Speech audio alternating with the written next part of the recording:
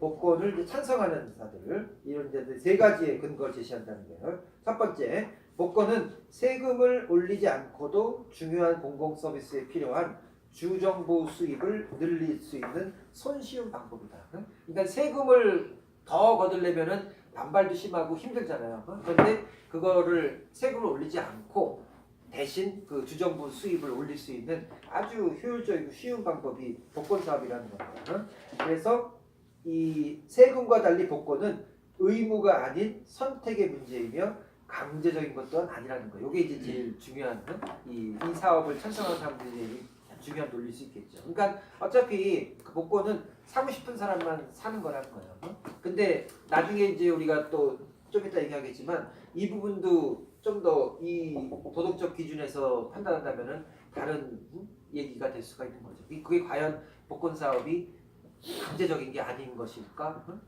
그리고 또 그것이 온전히 그냥 개인들의 어떤 선택의 문제일까라고 하는 거예요. 뒤에 얘기 나오겠지만 이 노골적으로 그거를 뭐 강제하지 않지만 막 세금을 걷듯이 반드시 얼마를 내야 돼, 반드시 이걸 사야 돼 이렇게 규정하지 않지만 이 복권 사업이 이렇게 공공연하게 강조가 되고 만연되게 되면서부터 전반적인 분위기가 사람들로 하여금 특히나 이제 이따 나오겠지만 약간 좀 그 경제적으로 어려운 처지에 있는 그런 사람들일수록 오히려 더 분위기가 이 복권을 사고 싶어지는 사야만 되는 뭐 그런 어떤 그 분위기들을 이제 조장하는 경우들이 많이 생긴다는 거예요.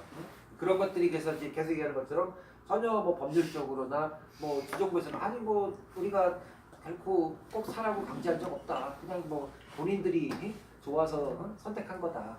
라고 얘기하지만 사실은 그 은연중에 그렇게 그거를 복권을 기대하고 거기에 의존하고 그 복권을 살 수밖에 없게끔 이제 그렇게 내몰리는 이제 그런 계층의 사람들이 많아지고 있다는 게 그게 이제 문제라고 하는 거죠. 그런 것들 그러니까 계속 얘기하는 것처럼 이 기준을 어느 기준으로 보는가에 따라서 이게 판단이 이제 많이 달라질 수가 있는 거죠. 자 어쨌든 이제 그 찬성한 사람들 그걸 이제 선택의 문제고 강제가 아니다라는 걸 강조하는 거예요. 그 다음에 두 번째 이제 그 찬성의 근거는 복권은 사람들에게 인기 있는 오락이다.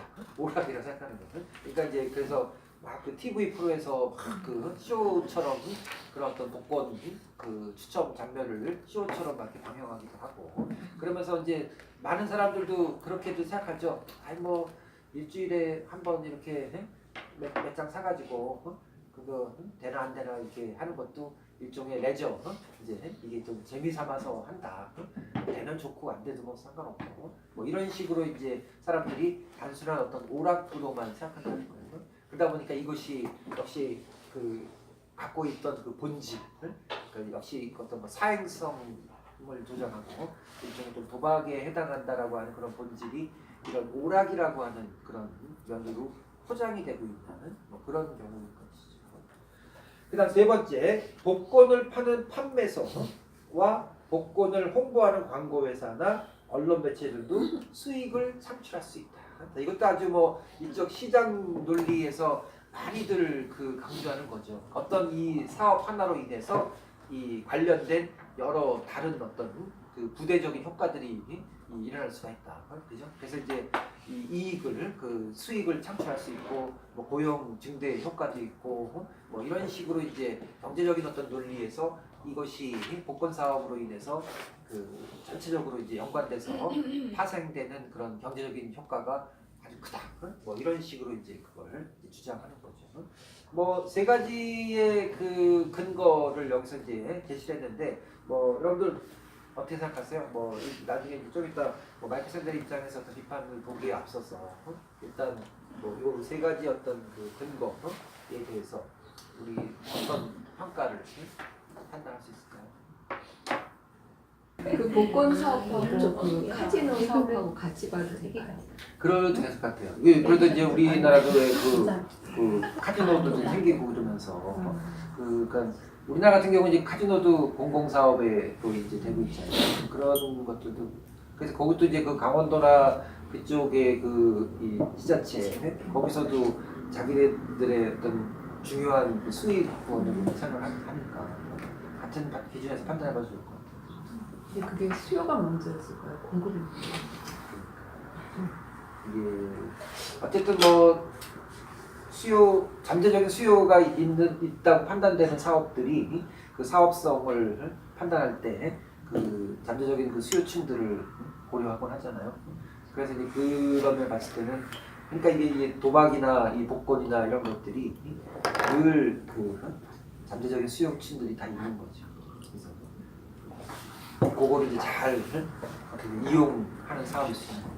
인간의 그 근본적인 욕망을 그렇지. 이용해서 없으면 보통 사람들은 보통 안 갈 건데 그 정선 그거 있잖아요. 있으니까 가는 거 아닐까? 보통 사람들 어떻게든 가는 사람도 있지만 또 그것이 아니더라도 그것이 다른 아니더라도. 데서도 그거에다 요구 충족을 할 수 있는 방법이 여러 가지. 그러니까 좀 엄성적으로 더 발달되는데 그걸 좀 그거 하기 위해 제가 정서를 만드는 거예요. 정확히는 잘 모르겠지만 그 강원도나 이제 그쪽에서 그거를 이제 하면서 아마 내걸었었던 또 하나의 명분 중에 하나는 어차피 갈 사람들은 다 해외로 가는데 그치, 그러니까. 해외로 가던 그래서. 사람들을 이 국내로 끌어들인다. 그러면 오히려 이제 국내에서 그게 소비가 되니까 그게 좋지 않냐 이런 논리도 있었던 걸로 처음에 거기 내본 게 그 지역이 너무 낙후되고 그러니까 그걸 발전시킨다.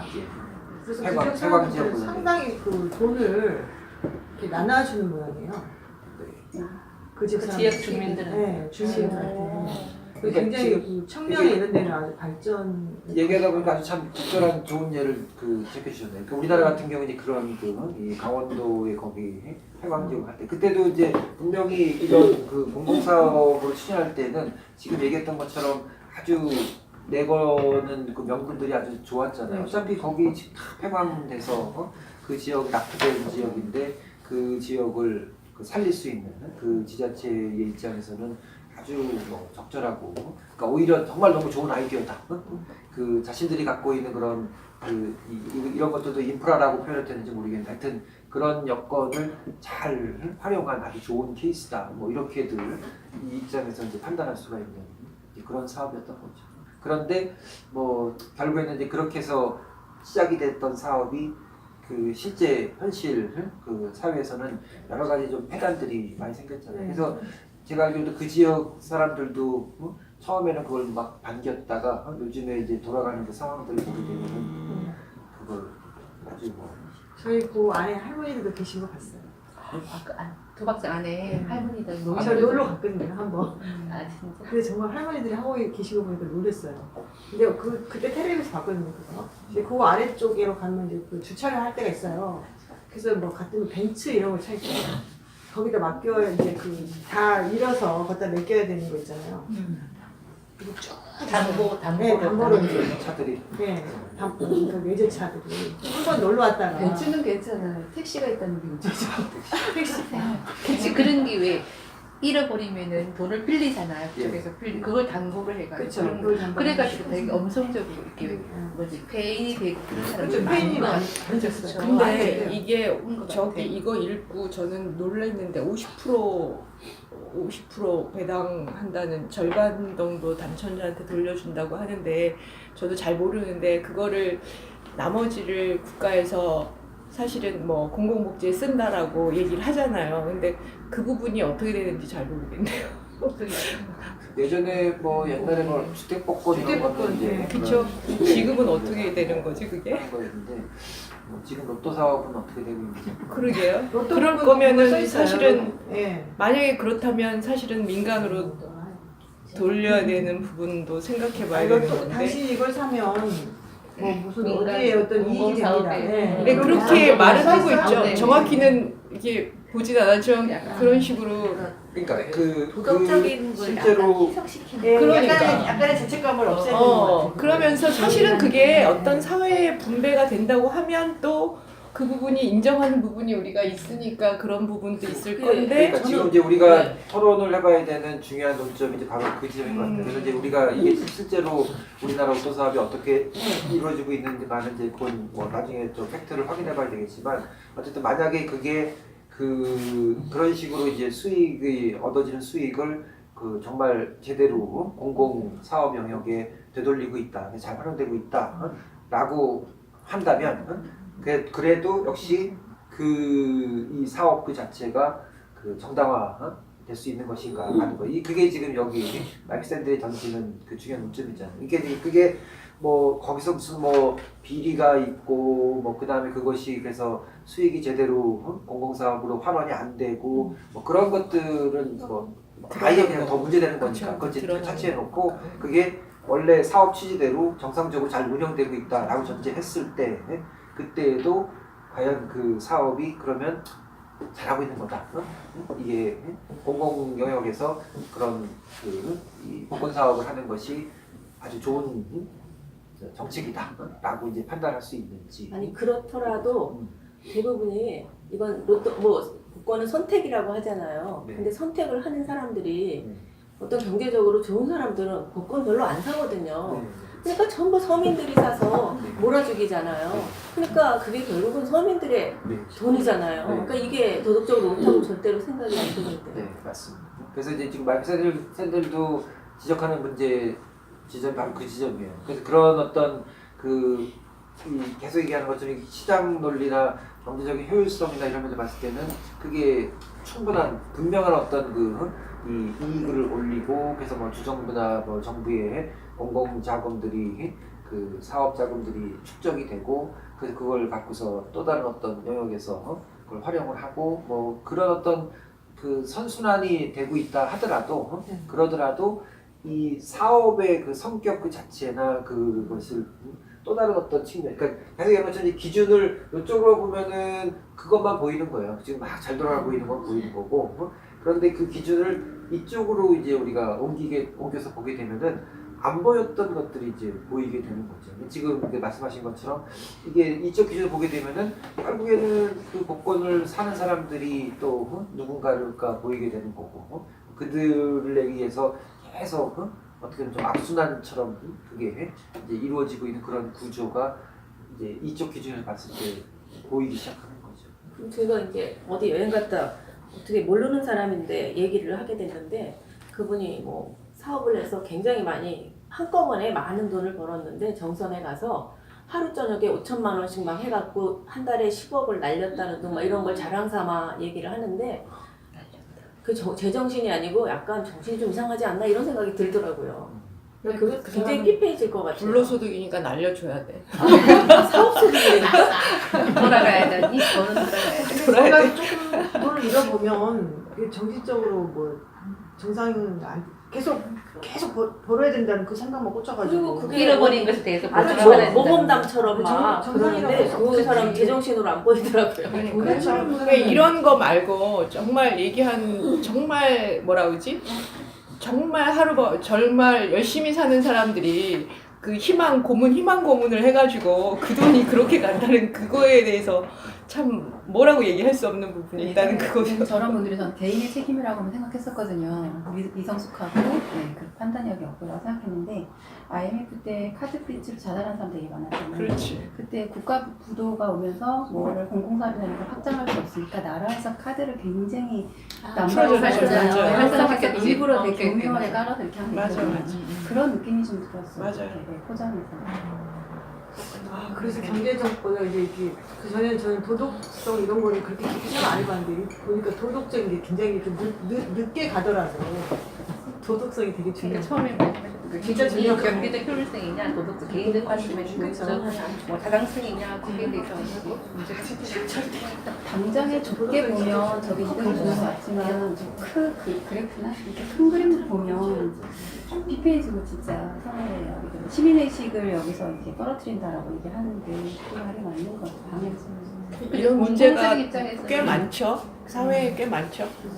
담배도 있고 담배도 있고 매춘도 있고 뭐 매춘도 있고 하여튼 어려운.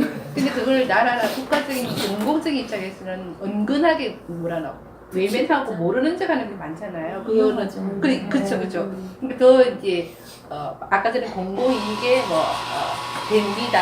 이익의 한수가 이익으로 돌아갑니다. 그래서 복권을 이야기하면 그렇게 되는데 그걸 자꾸 사행성을 갖다가 은근하게 그런 식으로 맥락을 좁게 해가지고 이렇게 더 복돋으면서 그 반면에 나와 있는 그 빅페이진 사람들은 그런 거를 또 외면하면서 계속 이렇게 돌아가는 반응을 합니다. 그러니까 보통 정권들이 이제 제가 보기에는 저런 경제적 효율성을 강조해가지고 자기네가 경제적으로 그러니까 이제 끝으로 보기에는 발전이 되면 그렇지. 훨씬 자기네 정권에 대한 어떤 그런 게 있잖아요. 우리가 뭐 성공한 공고히. 정권이야 이렇게 되니까. 근데 이제 계속 가다 보면 도덕성이 훨씬 중요하다는 생각이 드는 것 같아요. 근데 그 도덕성이라는 게 자본주의와 사회주의에서 약간의 그 뭐라고 그러죠? 그 제한? 그런 게 좀 다를 수 있잖아요. 네. 그러니까 자본주의 어떤 자본주의는 이렇게 해서 개인의 선택으로 너네가 선택을 하라는 걸로 이렇게 제시를 하고 그 뭐 사회주의는 마지노선을 놓고 여기까지는 뭐 이런 것도 있잖아요. 그 부분에 대해서도 생각이 좀 들기도 하고. 그렇죠. 그러니까 이게 그 뭐 아까 말씀드린 것처럼 저는 이제 복권을 한 번도 해본 적도 없고 잘 모르는 입장인데 이게 이제 사실에 보면은 그 복권을 좀 이렇게 정당화, 그 합리화 시키는 그 사람들의 입장 중에는 이런 것도 있지 않을까 싶어요. 그러니까 이게 그 얘기하는 것처럼 뭐 도박이랑은 또 좀 다르다라고 이제 생각을 하고 그러면서 일종의 이것도 일종의 좀 베팅 게임처럼 생각하는 거죠. 그래서 이제 그 투자, 이제 투자의 어떤 개념입니다. 그래서 이제 이것도 내가 일정한 그 복권을 한다라고 하는 것이 어떤 그 투자를 하는 거예요. 그래서 이제 투자를 해서 그 투자가 그 성공을 해가지고 어떤 이익을 그 산출하면 그건 아주 훌륭한 사업적인 그 투자, 그 사업 투자적인 어떤 선택일 수도 있다. 뭐 이런 개념으로 이 복권에 대해서도 이제 생각할 수 있지 않을까 복권 싶어요. 활용에 대해서 가장 굉장히 기분 좋은 경험을 들었거든요. 얘도 어떤 청년이 세뱃돈을 늘 이렇게 어른들한테 받잖아요. 근데 받는 것만 너무 이제 송구하니까 복권 5,000원짜리를 이렇게 사서 반대로 드린 거예요, 어른들한테. 그럴 때는 얼마나 예쁜지 이 복을 드리는 거잖아요. 그러니까 안 돼도 상관없는 거. 그렇게 양성적으로 생각하면 크게 나쁜 것 같지는 않은데 뭐든지 이제 극단적으로 가면 부자가 되는 근데 솔직히 말해서 모든 인간이 불로소득을 좋아하죠. 네. 좋아하죠. 제일 좋은 게 제일 그런 좋아하죠. 거 아니에요? 그러니까. 그러니까 지금 제가 생각도 말씀드린 못했던 것처럼 거죠. 그 복권을 그 정당화시키는 사람들이 주장할 수 있는 거는 그거는 복권은 불로소득이 아니라고 생각할 수도 그러니까요. 있는 네. 지금 자기가 정당하게 투자한 것 투자한 것에 대한 숫자 고르면서도 아주 뭐 분석도 많이 하고 일단 그래도 돈 1,000원이라도 냈잖아요. 그러니까 도덕성을 희석시킨다고. 우리 이 도덕적 타락이 정말 눈에 안 보이게 아주 쉽게 타락을 할 수 있다고 생각하는 게 옛날에는 복권을 사는 걸 사람들이 약간 창피하게 생각했어요. 이거 뭔가 사행심, 내 안의 욕망을 좀 드러내는데 근데 요즘은 그거를 젊은 사람이나 나이 든 사람이나 너무나 그러니까 창피하지 않게 사요. 예, 그래서 이게 옛날에는 창피했던 일이 지금은 전혀 창피하지 않고 오히려 이렇게 재테크나 뭐 이런 투자 개념으로 내 투자고 이거는 이렇게 아까 말씀하신 대로 전문적으로 이렇게 하는 또 사람. 나눠준다 이런 식으로 아주 그냥 정말 가볍게 접근을 하는 그거는 상황이 이제 된 사업적인 측면에서라기 또 있겠지만은 사람들의 그 어떤 그 우리 그렇잖아요. 피폐해져라. 자신에게 솔직해져라, 본능에 충실해져라 라는 그런 철학적인 변화도 있었던 거죠. 진짜요? 네. 요즘 세대가 열로잖아요. 아니 저는 사실은 즐기자. 개인적으로 이렇게 전문적으로 그거를 획득하기 위해서 하는 사람이 분명히 생겼겠지만 이렇게 쭉 서 있는 걸 보면 슬퍼요 사실은. 줄 서 있는 거 보면 일단 당첨된 일단 곳에 가가지고. 사회가 좀 그런 걸 바라는 게 많기 때문에 그렇지 않을까 하는 마음 때문에 좀 그게 그렇게 보이지는 않더라고요. 제 생각은 또. 그리고 어쨌든 지금 말씀드린 것처럼 이게 현재의 그 사람들의 인식은 아까 지적했던 것처럼 이게 습관화되고 관습화돼서 그 도덕성이 해이해진 면도 있겠지만 기준이 해이해진 면도 있겠지만 어쨌든 뭐 이런 일종의 뭐 더 이상 이런 걸 도박이라 생각하지 않고 뭐 불로소이라 생각하지 않고 뭐 건전한 뭐 재테크나 뭐 투자 이런 개념으로 이제 생각한다는 거죠. 그런데 거기에 대해서도 또 우리가 뭐 이런 어떤 기준에서 한번 뭐 문제를 제기해 본다면은 아까도 뭐 얘기하셨지만 만약에 그 사람들이 대부분의 어떤 사람들 특히나 이제 뭐 서민층이나 이런 사람들이 뭐 그거가 아니라 이런 복권 사업이 아니라 다른 데에 또 보다 더 이제 건전한 형태, 건전하다기가 어떤 기준인지 잘 모르겠지만 하여튼 그런 형태로 뭐 소득을 올릴 수가 있고 기대할 수가 있고 그다음에 뭐 투자도 할 수 있고 그게 이제 다른 어떤 방식이나 다른 그 사업으로서의 그게 이제 가능하다면 그러면 굳이 사람들이 복권에 몰리지는 않을 거라는 것이죠. 그죠? 그래서 이제 이렇게 복권에 몰리는 것 자체가 반작용, 그죠? 뭔가 이제 그 전반적인 어떤 그런 구조 면에서 그 원활하게 이루어지지 않는 그 문제 상황에 대한 어떤 반작용일 수도 있다라고 하는 것이죠.